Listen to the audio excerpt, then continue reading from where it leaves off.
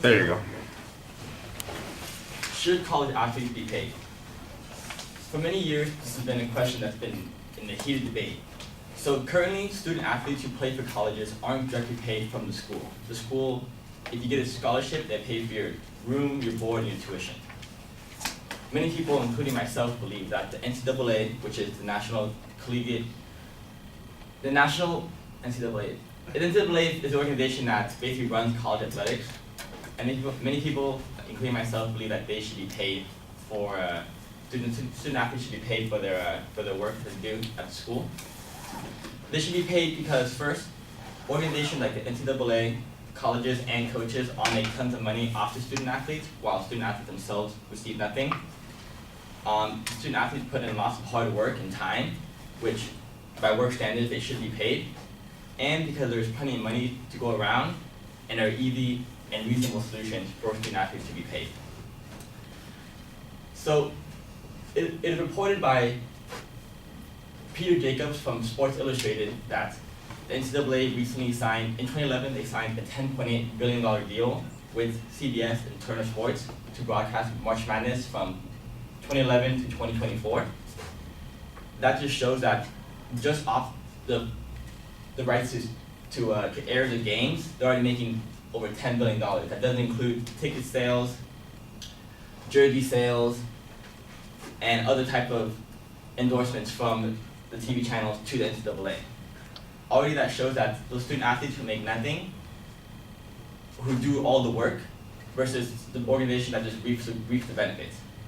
Also, it is reported by Michael Wobon from ESPN that Nick Saban, who's the head coach for football at Alabama, makes about $7 million a year. The same is true with also from other coaches, other big programs like LSU, Clemson, Ohio State. All the coaches are making at least $5 million. So that also shows that if all those coaches and those organizations are making lots of money, why can't student athletes make nothing? Also, it's not that student athletes are not being paid, they can't pursue their own entrepreneur deals. Student athletes, Michael Wobon asked the question, what would stop a star player from a college sport from shaking hands with a car dealership for 50 grand, just being a commercial? The NCAA, which they don't control the car dealership or the students at all, bans students from pursuing their own deals outside of the school restrictions, outside of the school, coverage. So why should those schools and NCAA be allowed to stop students who can go out and make their own business deals, stop them from being paid? The second point that why student athletes should be paid is because they put in lots of time and hard work. Peter Jacobs, also from Business Insider, reports that student athletes practice at least 40 hours a week, which is the same as a work week. That doesn't include their schoolwork, games, and any other commitment they have to make to the athletic program. And anyone else who works 40 hours a week, you get paid fairly for your work. So why should those student athletes not be paid? Also, the school themselves they say they don't pay student athletes because they give them a free education, but they also don't fully support their education. There was a scandal at the University of North Carolina, UNC, which is a very famous, popular sports college, that they had paper classes, which means for student athletes who were failing the GPA, these classes only met once a year and they only required a final paper, which was a scandal because if they're supporting their education and they're paying for their education, why do they allow for these paper classes that just for show, just to be on paper, but they're not actually learning anything?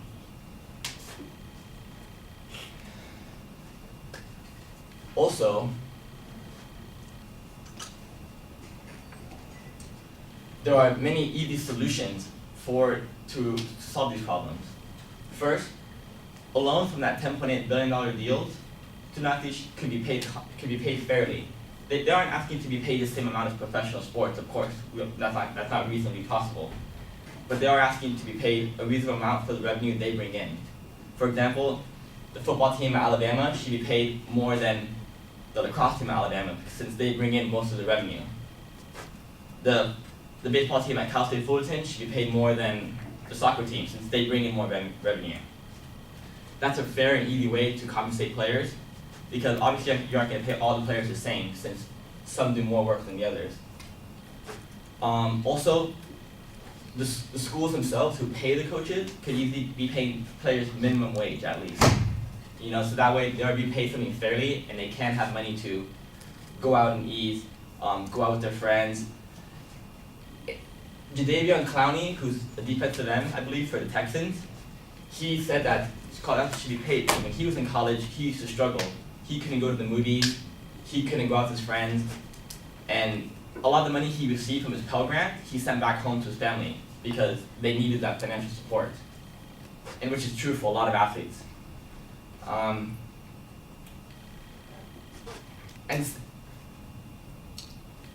And yes, so in conclusion, I do believe student athletes should be paid. Since schools do make lots of money off, since the schools, NCAA, and coaches all make tons of money and student athletes receive nothing, the student athletes do put in a lot of work, so that's why I do believe they should be fairly compensated for that work. And there is a reasonable solution to pay student athletes, not the same as a professional level, but just minimum wage at least so they can stay afloat financially. And yeah, thank you.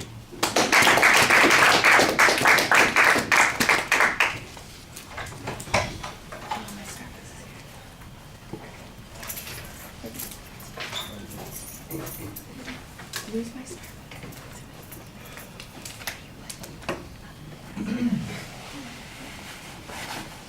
This one comes once.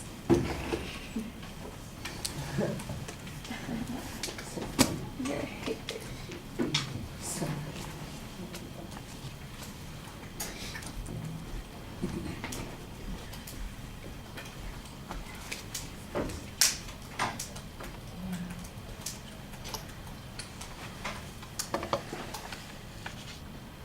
So Lucian, what did you think?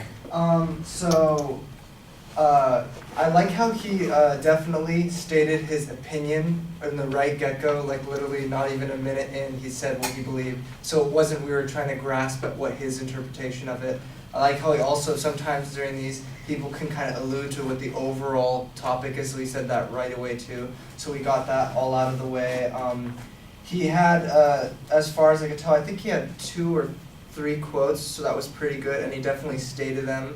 And I think maybe like 1 or 2 paraphrased, so that's fine there. Other things I noticed, he definitely has a passion for the topic, so it personally affects him on a personal level. So it kind of like influenced the way he spoke differently. He gave interesting, in my opinion, changing perspectives for me on how student athletes are paid, and he definitely changed my mind because I was on the other side, but he switched it for me. He showed how it was, he kind of also gave a little bit of like a resolution where he's saying they don't want to be paid millions of dollars, they kind of want to compromise where they at least want a wage to live, whereas they see the inequality by the coaches that are getting paid millions of dollars. And then like the physical stuff I noticed was, I did notice he was moving around a bit, his legs were a little twitchy, kind of like a tap. His hand movement was pretty good. Definitely like directing in that. There was some times where he was kind of like doing the slow clap, and good eye contact though. He was like doing a full 360 panorama. That's what I noticed. So 180. Yeah, 360 if it's good. Sorry. But at the end, like his pace was really good, and he held it through all until like the very, very end. He was kind of grasping. But he finished it well rather than kind of standing up there and making it awkward. So he concluded it properly. There's my 2 cents. All right. I do think we need to have a little bit more discussion about what constitutes fairness and how you measure or weigh the revenues like you're talking about. The amount of money that's brought in by the NCAA, I think that's a perfectly legitimate target to discuss, but we don't get much context. So you mentioned a $10 billion contract for basketball. We don't have any information about what the costs of holding a basketball, keeping a basketball team going, participating in tournaments, hiring coaches, and all that kind of stuff is. So we don't know how important the revenue is. And by the way, that's of course for the whole package. There are, like you said, there are schools that do so much better and others that don't do as well. So would we distribute the revenue based on the performance of the teams, or just how many hours they practice, like you said, the minimum wage kind of thing? Because then I think there would be an argument, because you'd have the same argument. Well, the North Carolina basketball team brings in so much more revenue versus the team from, I don't know, Southwest Missouri State that doesn't bring in as much revenue, but they all practice as much. So do we pay the one more and the other less? That's one of those things that's a little bit problematic. And I'm not exactly sure why if we're going to pay people, why they are associated with a college at all. What's the value of that? Why don't they create their own league, and it'll be the introductory league, whatever the sport happens to be. It'll be the young version of the league, and it doesn't have to be affiliated with a college. You kind of dismiss that there is a value in giving a scholarship to athletes because sometimes the academic material that they get is not worthwhile, and I think that's the example that you use is a little bit awkward, because I think that's one of those things that's used to keep the athletes eligible to be playing, as opposed to we're trying to shortchange them. I think that the schools that create these paper classes, as they are referred to, are doing that so they can keep their athletes eligible, as opposed to, like you said, educating them in some way. And it's the notion that they are exploiting them. There might very well be some exploitation there, but it's also a little bit hypocritical. I think that college athletics present a number of problems, and paying the athletes is maybe one of them. I think you need to show a little bit more that there's a need for doing this. The only example that you give us is Clowney, who apparently did have scholarship and sent his money back to his family, so he's making a choice about how to spend his money, as opposed to he didn't have enough money. I'm not exactly sure that that's the best argument to be making for this point. It's a little generic other than that, the notion that they put in a lot of hours. Lots of people put in lots of hours for their sports, but they would never make any money off of it. Like you mentioned, the lacrosse team isn't going to make as much money. Well, why shouldn't they make as much money? How are we going to determine this? If it's going to be, like I said, if it's going to be a business and it's just based on ticket sales and the revenues that are specific to the one sport, and figure out a way to do that, and let's break that off and get it away from the schools so that we don't have to worry about that. We'll just have, a team can be identified with the school, and why send the athletes to classes anyway? I think that there's this notion that these are separate activities, and especially when you look at the number of athletes that never are going to be playing professionally, there is a value to what they are getting that is not being assessed here, and I think you need to kind of add a little bit to that part of the argument and explain why that is inadequate compensation for them. I thought it was very well organized. I like the introduction. It works pretty well, although the rhetorical question thing is a little obvious. It's very clear what your position is. You had some information that you cited in the presentation. You do a generally good job speaking to us with your eye contact, and some of the things that Lucien mentioned, I think they are noticeable, but I didn't think they were particularly distracting, and I did think that your summary was very clear also. All right, let's stop there.